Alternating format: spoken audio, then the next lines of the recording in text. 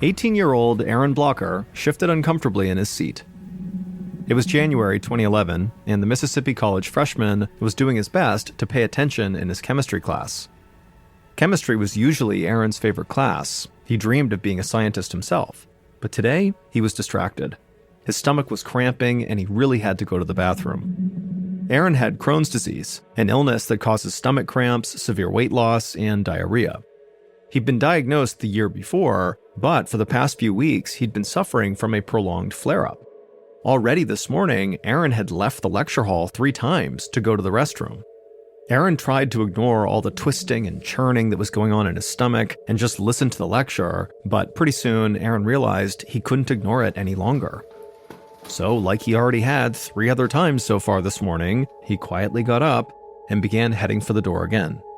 But as Aaron climbed the stairs that led out of the lecture hall, he tripped over a backpack and nearly fell. Now, immediately, Aaron heard people laughing at him in the classroom, but that didn't really bother him, because all Aaron was thinking is, thank goodness that was not worse. Aaron had always been a bit uncoordinated, and he did fall kind of a lot, and unfortunately, he was very prone to breaking bones from even the mildest of impacts. As a child, he had managed to break his nose, his fingers, and his wrist, and he had also dislocated several joints. Thankfully, though, on this day, Aaron did reach the doors of the lecture hall in one piece, and then once Aaron was out the doors, he hustled his way down the hall towards the bathroom. 2 nights later, Aaron sat in the college cafeteria across from his girlfriend, Emily, who he had been dating for nearly a year.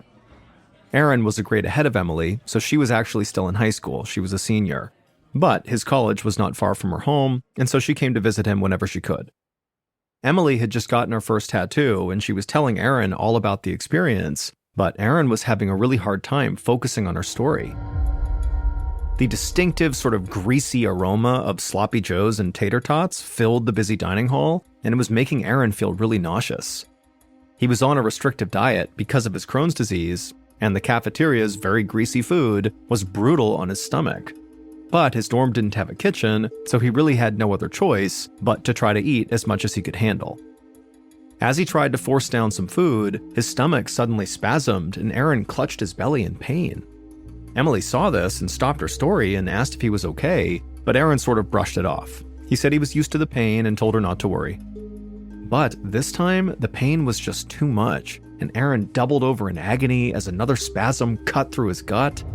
Emily shot up from her chair and put her arm around him, and then whispered to him that he really needed to go see a doctor. And Aaron nodded and told her that, his abdominal pains had been getting worse and worse for days. And so Emily gathered up all their things and then called a taxi to take them to the nearest hospital.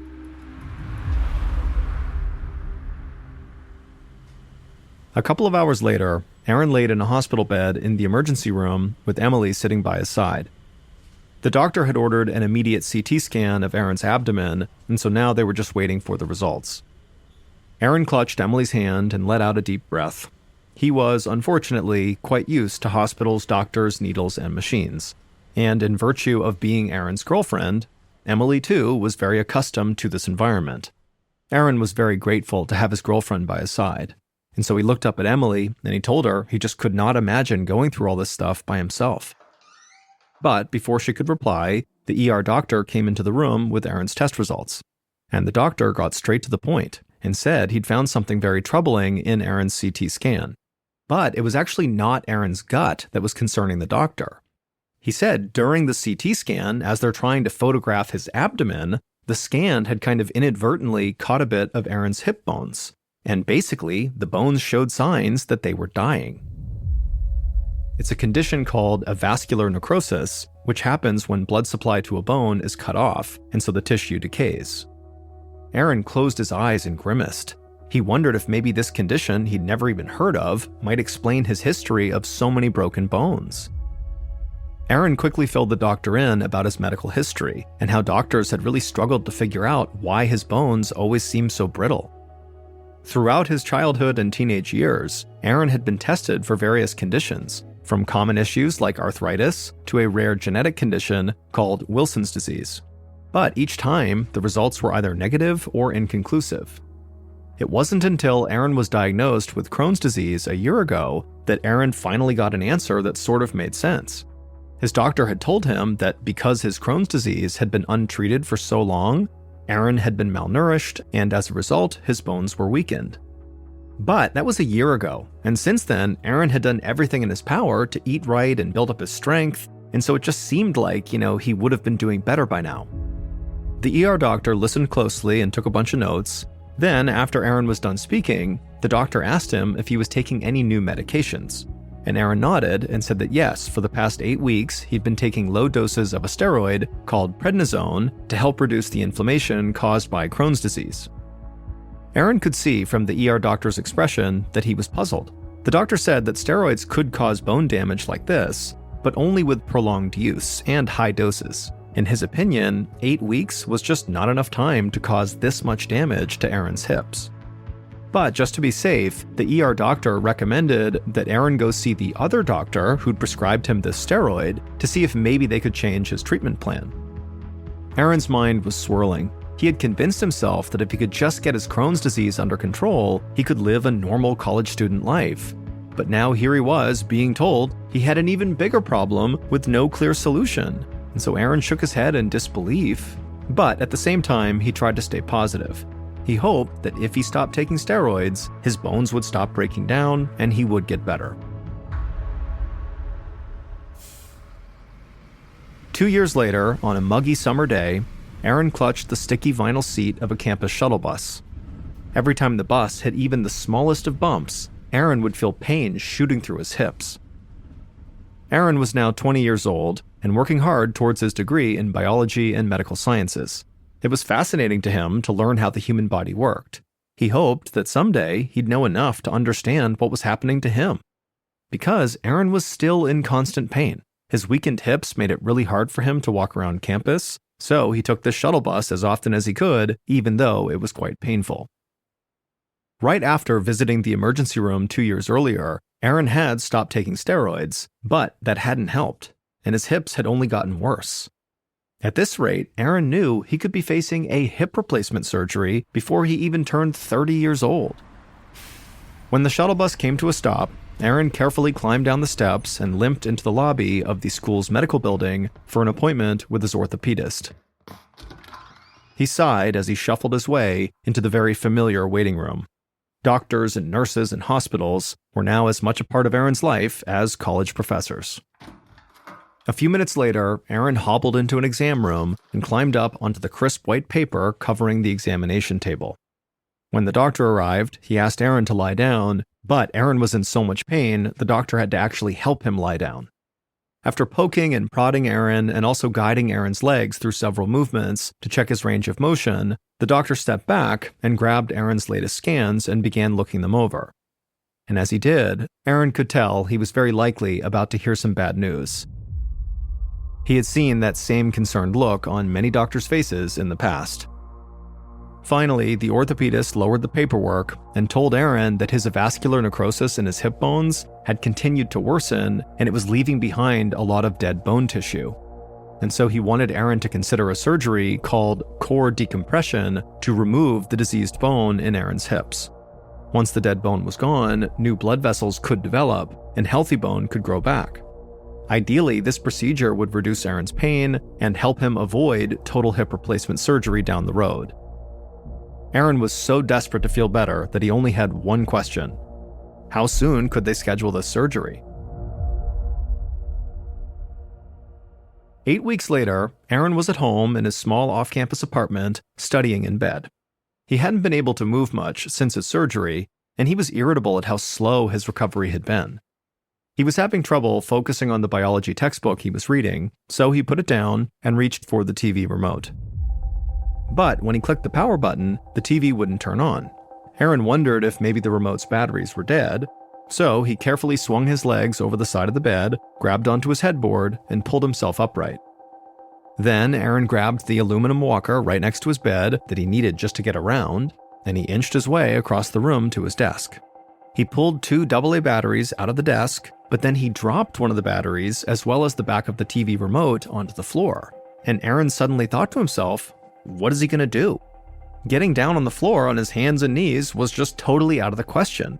It would not only be very painful, but he also might not be able to stand up again. And so Aaron just suddenly felt overwhelmed by how much pain he was in, how inconvenient his life now was, and also just the fact that 2 months after surgery, it just did not feel like he was getting any better. But just then, Aaron heard the key in the front door, and a moment later, his girlfriend Emily called out his name. Aaron was so relieved that she was there. He yelled that he was in his bedroom and he could really use some help. Emily came into the room, and she could see that Aaron was very distraught. She helped him back into his bed and then reached under the dresser to retrieve the battery and the back of the remote. Emily suggested that Aaron just close his eyes for a half hour and she'd make him some lunch.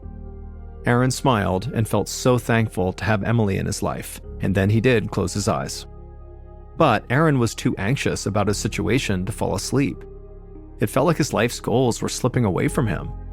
Aaron had had to take time off of school after the surgery, and he didn't want to delay getting his degree any longer. And so he really just had to find a way to get better soon, or else the future that he longed for with Emily just wouldn't be able to exist.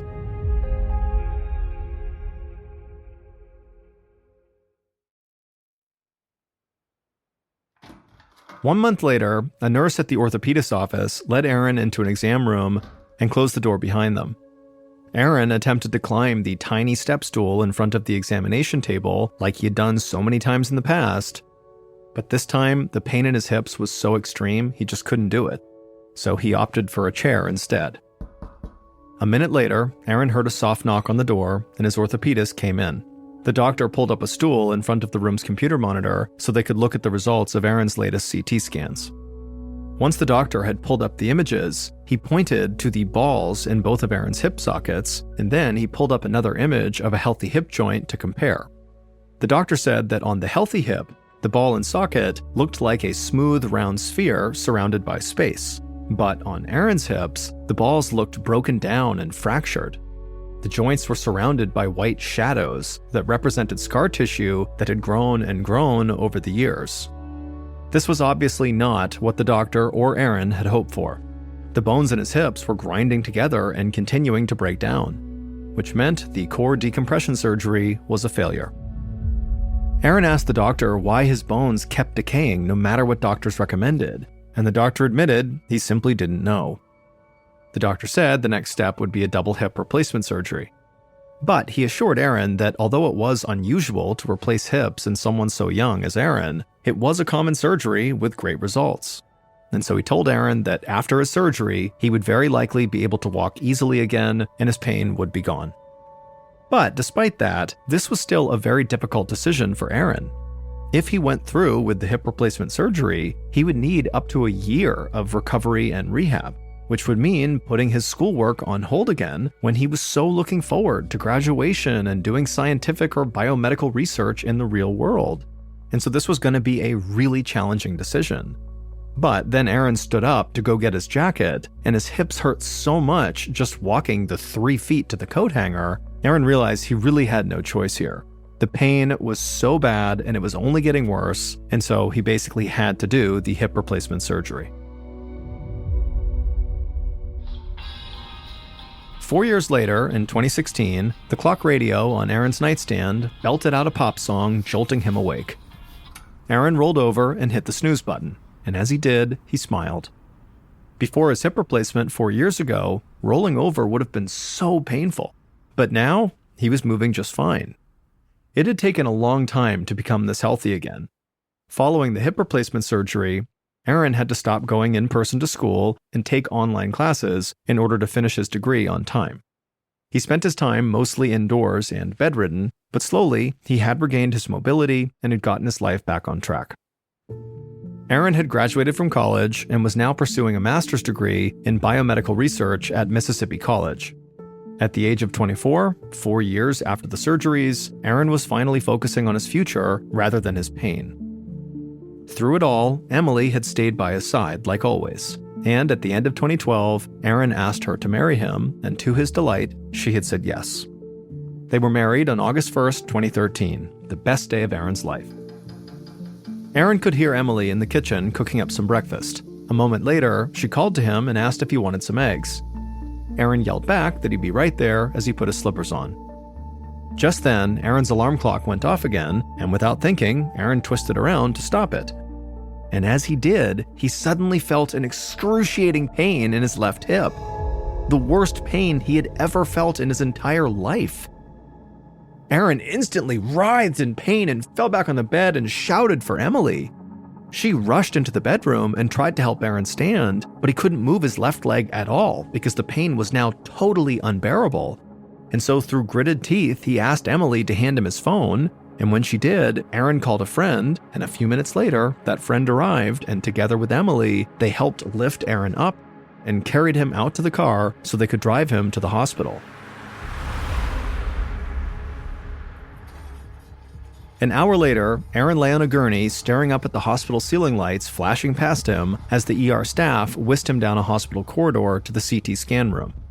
Aaron had hoped that these emergency visits were behind him, but here he was again amidst the smell of disinfectant, the high-pitched sounds of equipment, and very sick people just like him. In the scan room, technicians helped move Aaron's aching body to the motorized table, making Aaron groan every time they touched him. As the table began to move, Aaron could hear buzzing and whirring noises as the machinery took images of his hips and midsection. Even lying there was painful, because Aaron had to clench his muscles to keep his legs perfectly still. Once the scan was over, Aaron clenched his teeth in pain as the technicians shifted him back onto the gurney and then wheeled him back to a waiting room. And after an agonizing hour of waiting, a doctor finally came in the room to go over the results. As the ER doctor pulled up Aaron's files on the room's computer, Aaron filled him in on his history with Crohn's disease, a vascular necrosis, and hip replacements. Aaron was so accustomed to recounting his medical history that it now came out like a well-rehearsed presentation. The doctor turned the computer monitor towards Aaron and told him that based on the scan, his hip implant had popped out of the socket and shifted into the wrong place. So the dislocated hip would have to be adjusted manually, a procedure the doctor warned would hurt, but only for a moment. The doctor asked Aaron if he was ready for the adjustment, and Aaron just sort of nodded and said okay. Then a second doctor came in to help with the procedure. Together, these doctors all around the bed forcefully pushed Aaron's hip back into place. And true to their word, it was a split second of agonizing pain, but it quickly dissipated, and Aaron felt much better. He asked the doctor what was next, and he got a familiar answer. Go back to your orthopedic surgeon for a follow-up. Several days later, Aaron sat inside the usual exam room at his orthopedist's office. The doctor examined Aaron's CT scans in silence for a minute, and then finally he spoke, and Aaron felt his heart sink. The doctor said that even though they had successfully popped the hip back into place, that didn't solve the underlying problem. Aaron's left hip implant had become loose because the bone around it was still decaying, and it was now only a matter of time until the same thing happened with his other leg. As a result, his hip implants were now too small to properly fit inside of their sockets. Aaron was shocked. How could this have happened? He'd followed all his doctor's instructions for years throughout his multiple recoveries and rehabs. He was very careful with his hips, and he stayed away from really strenuous activities. And yet, he'd still dislocated his hip just from getting out of bed. It felt like all the progress he'd made was kind of for nothing. Aaron wondered what he could even do at this point to ease his pain. The orthopedic surgeon told Aaron that he couldn't really explain why Aaron's hips were in such bad shape, but he could tell him what should be done to respond. The only remedy he could suggest for now was to remove the damaged old implants and replace them again with larger ones. Aaron left the doctor's office in silence and headed for the parking lot. Then, alone, inside of his car, Aaron burst into tears. He just didn't know how much longer he could keep going like this. By the time Aaron got home, his despair had morphed into anger. He had already endured 11 serious surgeries and more broken bones than he could count, and he was only 24 years old. He'd seen a parade of doctors, and none of them had come remotely close to figuring out what was actually wrong with him. Even if he got another hip replacement, Aaron knew it was only a matter of time until he would have to do it again and again and again if his bones continued to decay. Aaron wondered if maybe he would just spend the rest of his life in a wheelchair. Just then, Emily got home from work, and when Aaron saw her, he went from being mad back to being sad all over again, and he broke down and just started crying. Emily tried to comfort him, but Aaron was inconsolable. So Emily just kind of let Aaron vent, and then once he was done crying and kind of talking about what was going on, she asked him to come keep her company in the kitchen while she made them dinner. Aaron smiled at her and then slowly eased himself into a chair at the kitchen table while Emily poured them each some wine. A few minutes later, Aaron had calmed down and he was thinking clearly, and he told Emily that too many elements of his medical story just didn't add up. Why would his hip implants fail after 4 years when they were supposed to last 20 years? Why didn't any of the other surgeries work? What was actually going on with his bones? If he was going to subject himself to yet another hip surgery, Aaron wanted to make sure he'd exhausted all other options first. But at this point, Aaron didn't trust any doctor to figure it out for him. So if he was going to find a solution, he felt like he would need to do it himself. Several weeks later, Aaron sat in bed with his laptop resting on his lap. Next to him, Emily was quietly reading a book. Aaron had compiled just about all of his medical records dating back to when he was a child, and finally, thanks to his years of studies, he could actually understand what they all meant. When he looked at all of his records together, Aaron found patterns that did make sense for a person suffering from Crohn's disease. But so far, nothing he was seeing could explain his weakened bones. Then, all of a sudden, Aaron sat up straight with a huge smile on his face. Emily noticed and put her book down and asked what was going on. And he showed her a series of his medical records going back a decade, all indicating severely low levels of an enzyme he'd only heard of once before, called alkaline phosphatase. Back in 2010, when Aaron was a junior in high school, one of his doctors had noticed he had low levels of this enzyme, which was why Aaron had been tested for the genetic condition called Wilson's disease. Now, Aaron did not think much of this at the time, since the results were inconclusive, and no one had ever mentioned the enzyme again. But as Aaron dove deeper into his medical records, he noticed the low levels of the enzyme in 2011 as well, and 2012, and 2013. In fact, every year since 2010, his blood tests indicated low levels of alkaline phosphatase. Emily and Aaron looked at each other. What was this enzyme, and what did having low levels of it mean? They wondered if maybe it was the key to understanding what was going wrong with Aaron's body. Emily looked on hopefully as Aaron typed in, "What is alkaline phosphatase?" into an online search engine. The first result he got back was for a website dedicated to an ultra-rare disease with a long name Aaron had never heard of. Aaron clicked on it, and then immediately after reading just a couple of sentences, he looked at Emily with a big smile on his face. All of his symptoms matched up with what he was reading. Aaron had no doubt he had just found what he was looking for. A week later, Aaron sat across from his doctor, studying his face as the physician read over the printed out pages Aaron had brought for him. The doctor was unfamiliar with this very rare disease that Aaron had found online, but he agreed that it did make a lot of sense, and it could be directly caused by the low levels of alkaline phosphatase in his blood. Aaron suspected he had a condition called hypophosphatasia.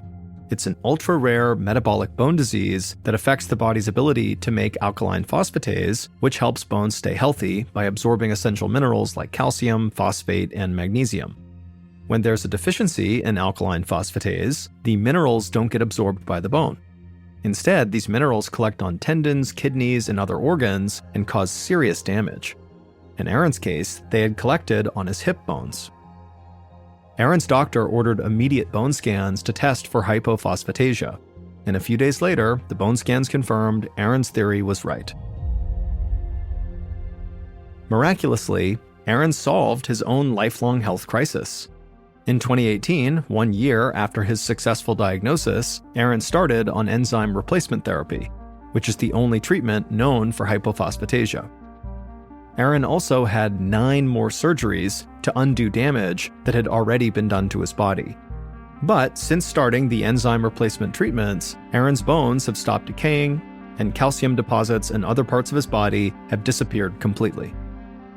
As for his Crohn's disease, which actually had nothing to do with his bone condition, that is in remission.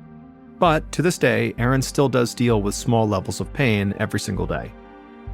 Aaron successfully finished his master's degree and started a family with his wife.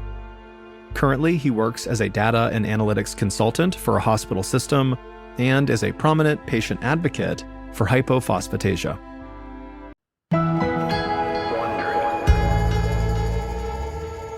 On May 21st, 1941, Betty Albright and her 3-year-old son, Eldridge, traveled to her mother's house in rural Woodstock, Maryland. Betty had asked her mother if she would look after her son for the afternoon so Betty could catch up on some much-needed sleep. They arrived at Betty's mother's house at about 1:30, and right away Betty went inside, handed her son to her mom, and went upstairs to take a nap. As for Eldridge and his grandmother, they went out in the backyard to play. Now, Eldridge loved going to his granny's house because she had this enormous backyard for him to play in. If you were standing on her back porch looking out, it would be 250 meters of just open grass for him to run around in, and it butted up against this huge forest. And in the middle of her property, looking straight out at the forest, there was this 3-meter gap in the trees that if you walked through it, it would bring you down to this creek bed that was seasonal, and there was very rarely any water running through it. From the porch, anyone that was standing in this creek bed, you could clearly see. And so Eldridge was allowed to play in the creek bed, so long as he didn't go right or left in the creek, which would put him out of view from anybody on the porch. And so this particular day, when Eldridge and his grandmother went outside, Eldridge wanted to go play in the creek bed. So he immediately starts running across the yard towards it, along with his grandmother's 3 dogs. As for his grandmother, she just didn't have it in her to go all the way down to the creek bed, so she decided she would just sit on the porch and read a book and keep her eye on Eldridge. She remembers watching her grandson go all the way across the yard, get to the break in the trees, and then step down into the creek bed where he began goofing around with the dogs and throwing rocks and having a good time, clearly in view. And for the next 5-10 minutes, she just stared directly at her grandson and the dogs. And at some point, she picked up the book next to her and she began reading the book and then periodically looking up to check on her grandson and then back down to the book. At about 2 p.m., she was looking down at her book when she heard her grandson yell out for help. Now, 3-year-olds yell out for help all the time. Sometimes it's a big deal, and sometimes it's not such a big deal. But oftentimes, the sound of their voice gives away how serious it is. No matter what they say, it's like their tone gives away, should I take this seriously, or is this just a kid being a 3-year-old? And she would say that the way he was yelling sounded like a real emergency. When she poked her head up, even though she had seen him, less than a minute ago playing in the gap in the trees, now she's looking and he and the dogs are gone. And so of course she's alarmed. She hops out of her seat, she goes down the steps, and she starts walking across the yard towards Eldridge. And she's yelling his name and she's walking quickly. When she got about halfway across the yard, she heard Eldridge yell out again, except this time his voice was coming from way off in the forest, way farther away from the last time he had yelled out. It gave the impression to her that he had moved a great distance from the last time he yelled to her, and it triggered something inside of her that was telling her something is terribly wrong. And she began running towards the creek bed. Still no sign of the dogs. She can't see anything. She's just running towards the creek bed. When she gets about 10 meters away from the break in the trees, she hears her grandson yell out for a 3rd time, barely audible, way off in the forest. He yells out for help, and as he's yelling, it sounds like someone has stifled him and covered his mouth mid-yell. So she runs through the break in the trees down to the creek bed where she stops,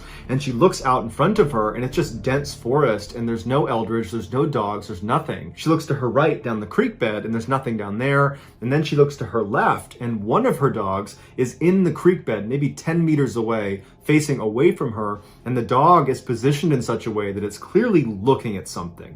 And so she runs down to the dog, thinking she's going to see maybe Eldridge or the other dogs, but there's nothing beyond the dog. The dog is just rooted to the spot. Its hair is raised, it's growling, and it's taking little steps back, like it's been spooked at whatever it's seen or whatever it's looking at. And she just looked up and tried to look in the direction the dog was looking, but there was nothing. It was just forest. And so at this point, she felt certain that someone must have abducted Eldridge. And so she turns, she tries to pull the dog to come with her, but the dog's not budging. And so she runs back to the house to wake up Eldridge's mother. The two of them come back down to the creek bed. The dog is still in the same position, growling and staring in the same direction, as if whatever it's looking at hasn't gone anywhere. And they look for a couple more minutes. They're yelling for Eldridge, and the grandmother is telling her daughter, look, I think he's been abducted. We gotta call the authorities. And finally she relents, and so they do manage to get the dog. They run back to the house and they call the police. Shortly thereafter, the state police showed up with this huge contingent of searchers, and they immediately went down to the creek bed, where they started pushing predominantly to the left side, which is where the dog was angled, and it was also where the grandmother had heard her grandson yelling from. And very quickly, police discover some of Eldridge's footprints about 50 meters down on the left side of the creek bed. They were in some sand right at the edge, and they were walking away as if he was leaving the area he had been told to stay in, which was in that gap in the trees. But interestingly, the footprints, it looked like he had been walking for maybe 20 or 30 meters when inexplicably the prints just stop, as if he stopped in the sand where he was. But had he gone right, left, straight, turned around, had he gone in any direction, there would have been additional prints in the sand, but there wasn't, which gave the impression that was where someone must have lifted him up and kidnapped him.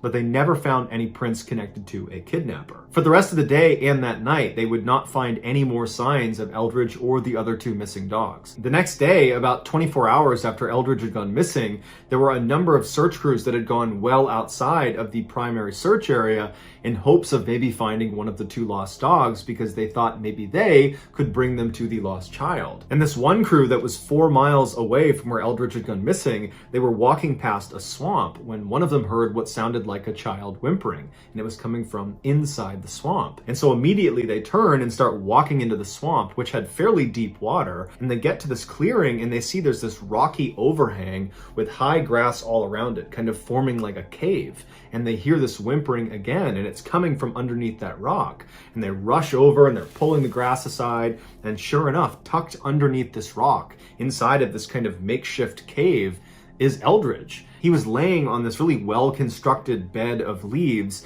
that looked like an animal's den. So either Eldridge had found an animal's den, or he had built himself this beautiful bed of leaves. When they approached him, he was sleeping underneath this rock, and so that whimpering sound he was making, he must have been making in his sleep. And so as they got closer to him, he woke up and he kind of sat up, and he's very groggy and confused. You know, all of his clothes were really badly torn up, and he wasn't wearing any shoes, but he overall seemed okay. He just was very confused seeming. And so they scooped him up and they brought him back to search headquarters, reunited him with his mother and his grandmother, and everyone's just so relieved that he's alive. But at the same time, people were like, how did he get 4 miles away in the middle of a swamp? And so after the doctor cleared him, saying he was okay, besides some scratches and bruises, the police, along with the mother and the grandmother, sat down with Eldridge and asked him, what happened? But unfortunately, Eldridge appeared to not know this had even happened. He didn't even know he had spent 24 hours out in the middle of the woods by himself. It was like he had blacked the whole thing out. Because Eldridge was found alive and unharmed, the police did not continue to investigate this case. And so we don't know what caused him to suddenly be yelling for help and appear to be drifting farther and farther into the woods. We don't know what the dog saw in the creek that scared it so badly. We don't know how Eldridge moved 4 miles through a dense forest over multiple swamps, only to wind up in yet another swamp inside of a cave. Although the police came out and said Eldridge must have just wandered off on his own, basically everybody involved in this case believes someone or something abducted him. It's just very fortunate he was found alive. Unfortunately, there's no clarification about what happened to the other two dogs, although the way it's worded in the story, it does sound like they were never found. In the 1950s, the Thorpe family lived in Dunbar, Pennsylvania, which was a small town of less than 1,000 people. Their house was on a very quiet street with very few neighbors anywhere near them, and their property was right up against this forest that was right in their backyard. Their daughter, 2-year-old Anna, loved to play in their backyard, but she was instructed to stay on the grass section of their backyard and not venture into the forest because the forest was snake infested. And Anna was terrified of snakes, and so she happily obliged. On May 5th, 1950, Anna was playing in her backyard in that grassy section, and her mother was in the kitchen looking out the back window into the backyard, and her mother looked down for a second when she heard her daughter scream. She looked up and Anna was gone. She immediately ran outside and she's yelling for her daughter. She's looking all around and she knows she must have gone into the forest, and she's thinking to herself, she must have been bit by a snake and she's laying on the ground somewhere. That's why I can't see her. And so she runs into the forest and she's screaming for her daughter and she's not getting any response. She's starting to panic. All her yelling has gotten the attention of her 2 older sons that were in the house, They come running outside and they join the search and they start fanning out and they're looking for Anna, and she's just gone. And so after only a few minutes of looking, Anna's mother decides she has to call the police. The police show up and they launch this massive search, and word got out to the residents of Dunbar that one of their own had gone missing, a child no less. And so virtually everyone in Dunbar showed up to be a part of the search, and they combed that whole forest behind their property, and there was just no sign of Anna. After the first 24 hours had gone by and they had not found any sign of Anna, they decided to expand the search area from a 1-mile radius to a 3-mile radius. And within just hours of this change, there was a crew that was 3 miles away from where Anna had gone missing, and they found Anna, and she was alive. She was laying under this blackberry bush. All she had on was a single shoe. Next to her was a pile of clothes. When they went up to her, she seemed okay. They picked her up and they brought her back to the search headquarters where they reunited her with her parents. A doctor looked at her and the doctor said, there's no signs that she was attacked. There's really no signs of any wear and tear on her at all. It doesn't even look like she was outside for the past 24 hours. When Anna was asked about what happened to her, she wasn't able to give any sort of meaningful answer because she's only 2 years old. But the reason this case is included in today's video is not because, she vanished mysteriously in the forest and that she was actually found 3 miles away versus 1, or, that she was found with just a shoe on. The reason it's included in today's video is because for her to have been found where she was found, the only way for her to have arrived at that spot was if she crossed 10 barbed wire fences. There was no other way for her to have gotten there. The only other way would have been a massive detour that she literally could not have covered. An adult probably couldn't have covered in the amount of time given. So this 2-year-old with no scratches on her body is found on the other side of 10 barbed wire fences. I mean, even if you take the barbed wire off of the fence, a 2-year-old climbing a large fence, that alone is kind of a Herculean task. And to do it without scratching your body, it's not possible. It's truly impossible. A May 7th article in the LA Times said the police were baffled by this 10 fence dilemma, and they said the only way it would make sense is if she had been abducted and dumped there. But the police also repeatedly said there was no evidence to suggest she had been abducted or attacked or harmed in any way. It was just where she was found did not add up. Ultimately, the police came out with a statement saying this had to have been an accident, that Anna, the 2-year-old, managed to just somehow walk her way past all these fences and was found where she was, and thank goodness she's alive. But interestingly, the police confiscated her clothing and would not give that back to the parents, indicating there was further investigation happening even though the child had been found. But unfortunately, the police never revealed whether or not they actually discovered anything else about this case. And like in the Eldridge case, Anna's parents did not press for more information about what happened to their daughter because she was found alive and unharmed. Now, Anna's case might seem like some crazy anomaly, and that's all it is. But this is not the first time something like this has happened in this small area in Pennsylvania. 2 years earlier, and less than 10 miles away from where Anna went missing, another 2-year-old, Ronald Collier, also went missing in the same stretch of woods. His mother had been sitting with him on their back porch, which overlooked the same forest, and at some point his mother had gone inside, leaving Ronald sitting on one of the seats. When she came back out again, Ronald was gone. His mother estimated that she was inside for maybe 10 or 15 seconds tops. The police and the community came out in force and they combed through the woods and they could not find any sign of Ronald. And the police got really frustrated with Ronald's parents because they felt like this is impossible. How could this child not turn up considering the timeline you've given us, which is you went inside for 10, 15 seconds and your son is now completely gone. He's completely vanished. Like, you must have something to do with this. And so the police made Ronald's parents take polygraph tests, and his parents passed all of them. The search for Ronald continued for several weeks,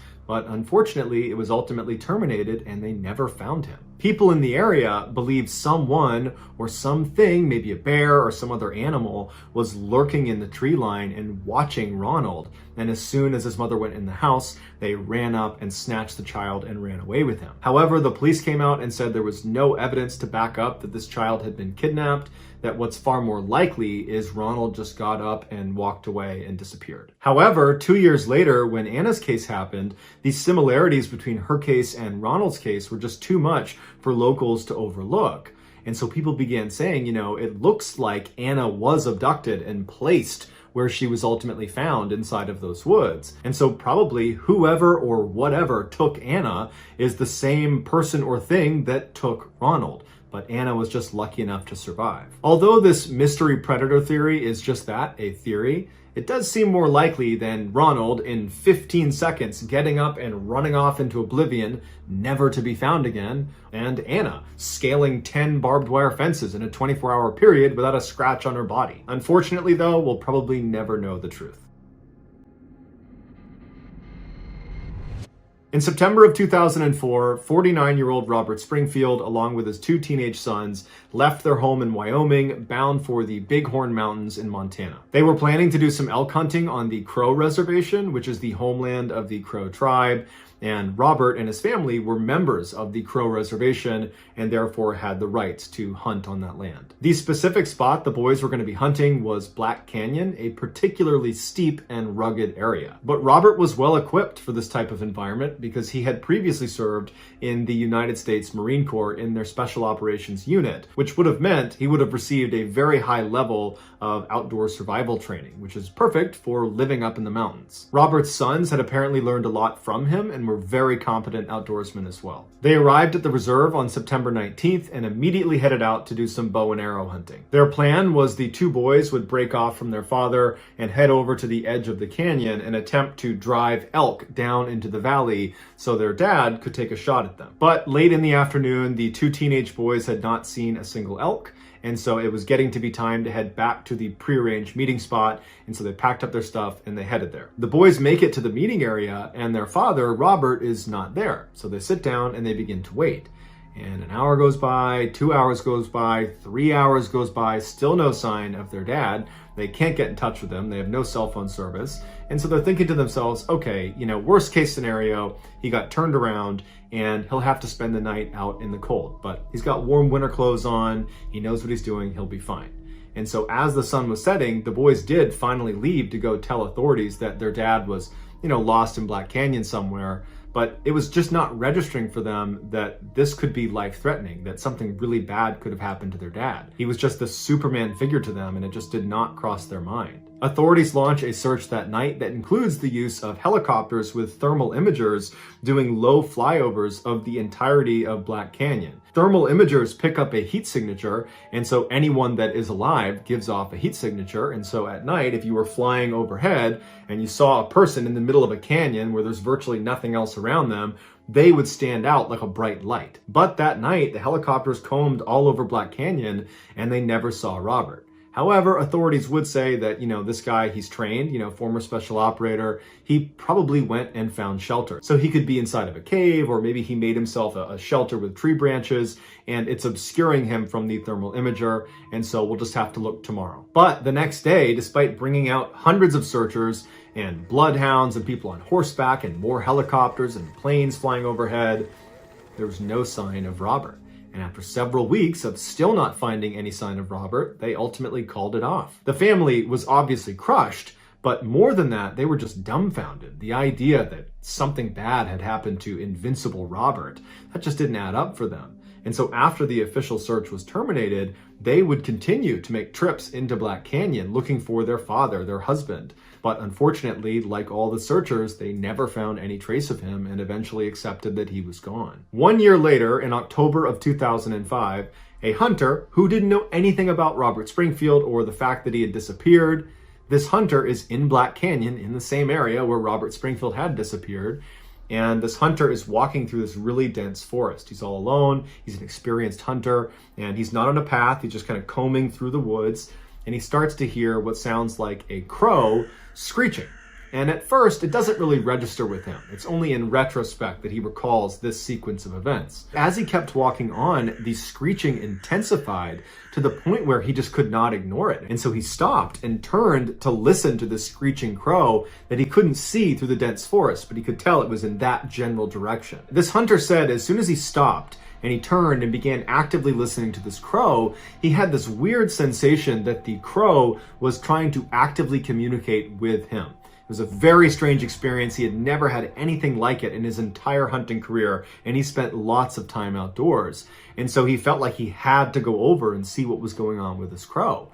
And so he starts walking towards the crow. He still can't see it. It's very thick vegetation, and he's getting closer and closer, and he gets to a place where he can just barely see this crow. It's in a clearing. There is this large tree stump right in the middle of the clearing, and this tree stump is not short. It's like 6, 7, 8 feet high in the air. It looks like this tree had broken in the middle and fallen over, and this crow is sitting on the top of this kind of gnarled stump. And the crow is just incessantly screeching. And from this hunter's perspective, he can see the crow and he's kind of staring at it. And as the hunter is looking at this crow, the crow suddenly turns and looks directly at the hunter. And it recognizes the hunter can see the crow, and the crow stops screeching and is just staring directly at the hunter. And this hunter would say he felt so unsettled by the sudden behavior of the crow, because it was almost like confirming the crow was looking for him, and now he had found him, and he stopped screeching and was looking at him. The bird continued to stare silently at the hunter, to the point where the hunter felt compelled to walk out of the vegetation into the clearing to kind of confront the crow. And so he stepped into the clearing, and the crow the whole time is not screeching anymore, just looking at the hunter. And the hunter's standing in the clearing, and he looks at the crow, and the crow suddenly looks straight down. The hunter follows the crow's gaze down to the ground, and he sees at the base of the tree is a human skull. And the hunter's so taken aback by this, he looks back up at the crow, who's looking at him again. And the whole situation is so terrifying to this hunter that he just makes a note of where he is, and he runs. As soon as the hunter got out of the woods and was back in cell phone reception, he called authorities. Authorities showed up, and he showed them on the map where he had discovered this crow and the skull next to a tree. And sure enough, the authorities make their way out, and they find the skull right under this tree. The crow at this point is gone. When they walked up to the tree stump, they discovered it was not just a human skull, it was also a human femur bone right next to the skull. And then next to that was a set of boots that had been placed right next to them, neatly next to one another. And then next to that was a belt that had been tightly wound up and placed next to the boots. And then next to that was a jacket that was not folded, but was balled up, and inside of the jacket was a wallet containing cash and Robert Springfield's ID cards. The authorities launched a search in that area to look for the rest of Robert's remains, but unfortunately they were never recovered. Also, his bow and arrows were never found. The FBI was brought into the case because foul play was suspected, and they eventually determined that Robert must have been shot. And then they later recanted that statement and said actually he was hit by a falling tree. But if he was struck by a tree, then where is the rest of him? Wouldn't it have been in that area?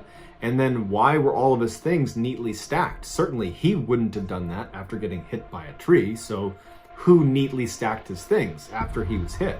And then also, where is his bow and arrows? But despite how improbable it sounds, that is the official theory, that he was hit by a falling tree. The family, along with many other people, believe he was attacked by someone or something up in those mountains. But if he had been attacked, his sons would have heard the struggle because they were in an area where sound carried really, really well.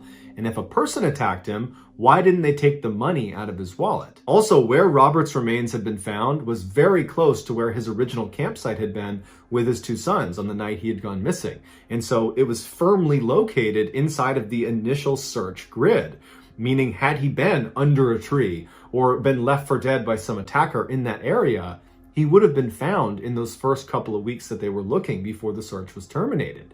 So the fact that he wasn't found means either hundreds of people didn't see him, including a helicopter with thermal imager, or he wasn't there until after the search was terminated. And if so, where was he? And perhaps the weirdest aspect of this entire case is the claim by this hunter that a crow apparently lured him over to this tree stump where he found Robert's remains. If you believe this hunter's story, and many, many people do, then do you really think it's a coincidence that all of this took place on Crow Reservation, home of the Crow tribe?